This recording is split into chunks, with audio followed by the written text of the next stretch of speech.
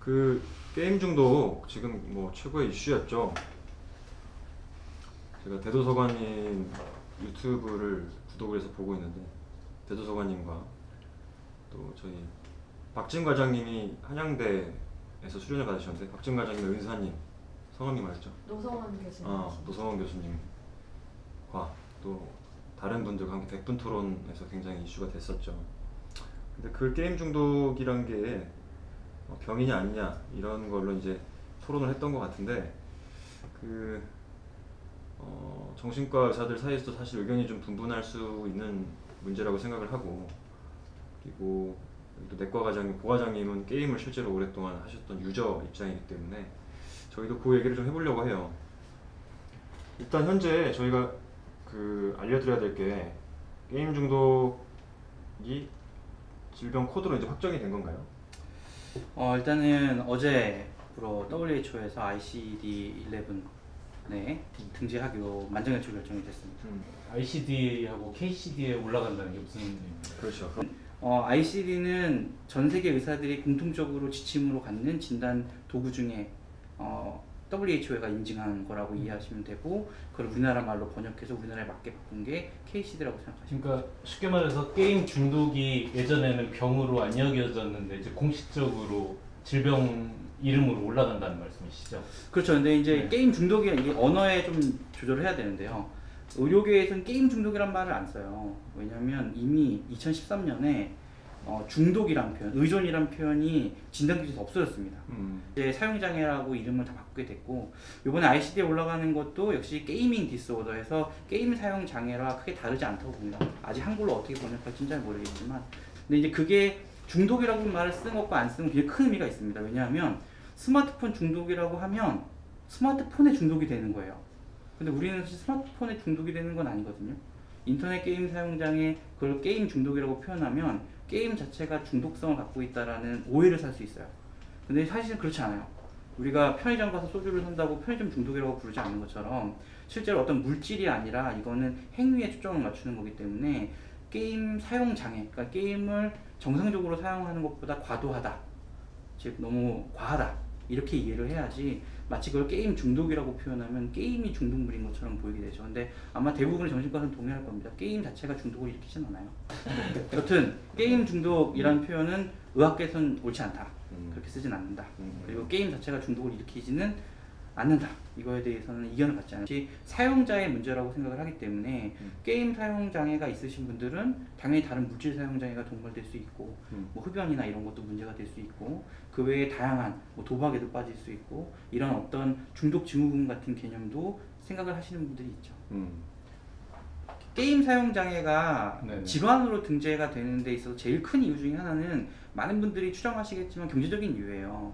우리나라는 병원에 오는 게 쉽잖아요. 근데 미국 같은 경우는 자기가 갖고 있는 보험회사에서 이 병을 병이라고 인정해주지 않으면 보험금이 안 나와요.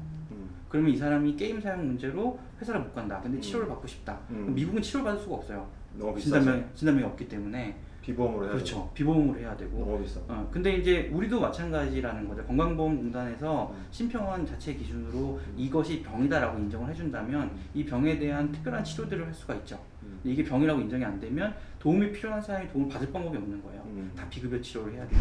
그렇죠. 그리고 이제 WHO에서 얘기하는 이것이 만약에 질환을 등재됐을 때 훨씬 더 사회의 관심을 받을 거다라고 하는 건, 이미 DSM-5가 2013년에 섹션 3, 그러니까 연구가 필요한 진단명에 인터넷 게임 사용장애를 넣은 다음에 5년 동안 DSM-5는 뭐죠? 잠깐. DSM-5. DSM-5는 미국 정신과 협회에서 만드는 진단 편람이에요. ICD-11 같은 건데 다른 그렇죠. 단체에서 그거는 하는 거죠? 정신과 네. 의사들만 네. 쓰는 거고, 네. ICD는 전체 네. 의사들이 쓰는 네. 거죠. 그러니까 DSM-5, 그러니까 미국 정신과 협회에서는 2013년에 인터넷 게임 사용장애가 질환일 수 있다라는 의견을 이미 내놨고, 그리고 그게 그 당시에 신의진 손익충법을 발동시키는 요인들이 됐었던 거죠. 여튼 그런 것들이 지금은 그 뒤로 연구가 엄청 많이 되는 것들을 보면 실제로 이것이 보건 체계에 들어오기 위해서는 진단이 필요하지 않았나 하는 WHO 의견이 저는 굉장히 거기 만장일치로 나오게 되는 주요한 원인이었을 거라고 생각합니다. 어쨌든 사회적인 흐름상 뭔가 좀 포커싱을 해줘야 될 그렇죠, 부분이 그렇죠. 있고, 네. 의료 혜택을 주기 위해서는 그렇죠. 코드로 등록이 돼야 네. 된다라는 그런 말씀이시죠. 필연적인 결과물이라는 아, 거죠. 치료는 어떤 식으로 접근을 해야 될까요? 지금 스페인에서 파이페틱이라고 해서 굉장히 대규모 음. 치료가 연구가 되고 있고 음. 지금 제일 효과가 좋다고 얘기하는 건 인지행동 치료라고 하는 겁니다. 그래서 인지행동 치료, 가족과의 관계 개선, 대인관계 능력, 그다음에 뭐 많이 언급되는 게 자기 통제감, 자존감 이런 것들이죠. 이런 것들을 총 6개의 모듈로 만들어서 총 19회기짜리 프로그램을 만들어서 돌리고 있어요. 실제로 그걸 했더니 게임 사용 시간도 굉장히 많이 줄어들고 자존감도 굉장히 향상되더라. 근데 이제 그러면 게임 사용 시간이 줄어드는 아주 결정적인 결과들이 있기 때문에 치료적 의미를 갖는 치료 방법이라고 생각이 되죠. 물론 아직 우리는 그런 19회기를 돌릴 만큼의 경제적인 자원이라던가 뭐 기회가 많지는 않고, 근데 지금은 이제 단편적으로 인지행동 치료를 통해서 도움을 많이 드리고 있고 뭐 자기 모니터링법 이런 것들이 실질적으로 효과를 봅니다. 네. 과장님 게임 네. 요즘도 하세요? 어때요? 가끔 해요. 가끔. 네. 가끔 하는데 음. 일단은 뭔가 저기 사모님과 마찰 이런 거 없어요, 지효 씨하고?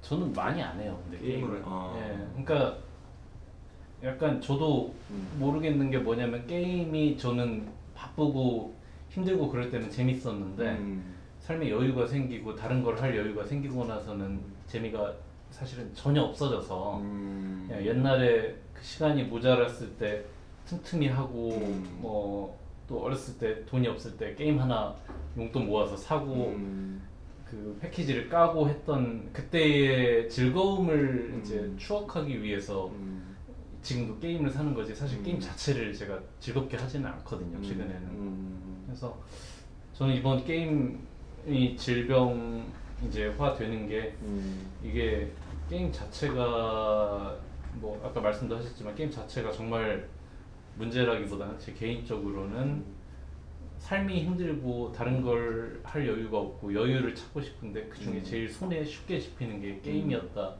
그런 생각이어서. 근데 아까 저희 와이프하고 마찰이 있냐고 물어보셨을 때 저희 대답은 사실 게임이 소재가 아니라 제가 계속 스마트폰, 저는 약간 스마트폰 중독이거든요. 쉽게 유튜브하고 뭐 소설책 그런 거 중독인데 그것 때문에 와이프하고 가끔 마찰이 있긴 해요. 같이 시간을 보내고 싶은데 같이 있는 자리에서 식탁에서 스마트폰을 계속 보던 걸 본다든가. 왜 나랑 소통 안 하냐? 네, 내가 앞에 있는데. 네, 소통을 너 하다가 대체 누굴 보고 있냐고. 그렇죠. 잠깐 말이 끝나면 이제 말이 끊기거나 하면 또 핸드폰을 보는. 근데 저도 이게 아무것도 안 하고 있는 걸 제가 못 견디더라고요. 그래서 뭔가를 일을 하거나 뭘 하면 괜찮은데, 운동을 하거나 하면 괜찮은데 가만히 있을 때는 스마트폰이 무조건 손에 있어야 되고 배터리가 없고 하면은 불안하고. 정말 불안해요. 정말 불안해요. 그래서 저는 확실히 이 스마트폰 사용 장애라는 게 있다면 그거에는 해당되는 것 같은데 근데 저는 옛날에 이게 게임이었다는 거죠, 학생 때는. 그렇죠. 그 옛날에 스마트폰이 없었을 때는 컴퓨터였고요. 그래서 이게, 그래서 저는 이제 생각하는 게 게임이라는 것 자체가 이제 말씀하신 대로 질환을 하는 게 아니고 나라는 캐릭터 자체가 지루함을 못 참고 뭔가를 계속 손에서 하고 뭔가 활자를 읽고 영상을 보고 해야 되는 그런 중독성에 굉장히 취약한 캐릭터인 것 같다. 그래서 나는 그 대상이 그냥 게임에서 유튜브로, 유튜브에서 뭐 SNS로, 인터넷 서핑으로 바뀌었을 뿐이지, 소설책으로 바뀌었을 뿐이지 똑같다는 거죠. 그리고 저희 아버지 세대는 뭐 어렸을 때 무협지라든지 뭐 TV라든지 뭐 도박이라든지 그런 것도 똑같은 어떤 물체로서의 역할을 했을 것 같고, 그래서 그 기술이 발달하면서 그 대상만 바뀐 게 아니냐라는 생각이 들어요. 실제로는 뭐 100년 전에도 있었던 똑같은 질환인데 뭐 장기나 뭐 이런 바둑. 그렇죠. 뭐 장기, 이런 것도 바둑, 그렇고. 네, 마찬가지로. 그러니까 정확한 지적을 하신 거예요. 네. 그러니까 사용자의 특성의 문제다. 네. 근데 이제 이게 물론 좀 어린 친구들의 경우는 선생님처럼 이렇게 스스로를 통제하는 게 더 떨어지기 때문에 이제 더 위험하게 빠질 수 있다, 이렇게 얘기를 하고 있는 거죠. 실제로 이게 그 게임 사용 문제가 많이 심하신 분들은 아마 본인 스스로도 이제 병식이 있어서 내 문제에 대해서 인식도 하고 아마 이제 치료를 또 하려고 오시는 분들도 아마 있을 거라서 그런 분들한테는 치료적인 기회를 당연히 드리는 게 필요할 거고, 앞으로 사실 이거에 대해서 뭐 정신과 쪽도 그렇고 다양한 사회적으로 논의가 많이 필요하지 않나 이렇게 생각을 하고 있습니다. 어찌 됐든 그 게임으로 인해서 본인의 역할을 잘 못하고, 예를 들면 여기서 나온 게 이제 월급을 다 게임에 사용하는 아버지라던가 6, 7일씩 PC방에서 게임만 하면서 학교도 못 가는 아이라던가, 이건 분명히 병적인 수준에 이르렀고 이분들은 당연히 진단이 필요하고 거기에 맞는 치료가 필요한 것 같습니다. 네, 이제 주의해야 될 것은 이제 게임 자체에 대한 어떤 오해나 편견을 갖지 않고, 그리고 실제로 고통받는 사람들이 분명히 있다. 또 저희가 또 이렇게 시간이 금방 갔네요. 예, 인사 한마디 부탁드릴게요. 다 잘 보내세요. 너무 시크한 거 아니에요? 하잘 보내세요. 네, 이번 주도 잘 보내시고 이제 5월 벌써 마지막 주인데 네, 잘 마무리하시기 바랍니다. 감사합니다. 또 마지막 생각나.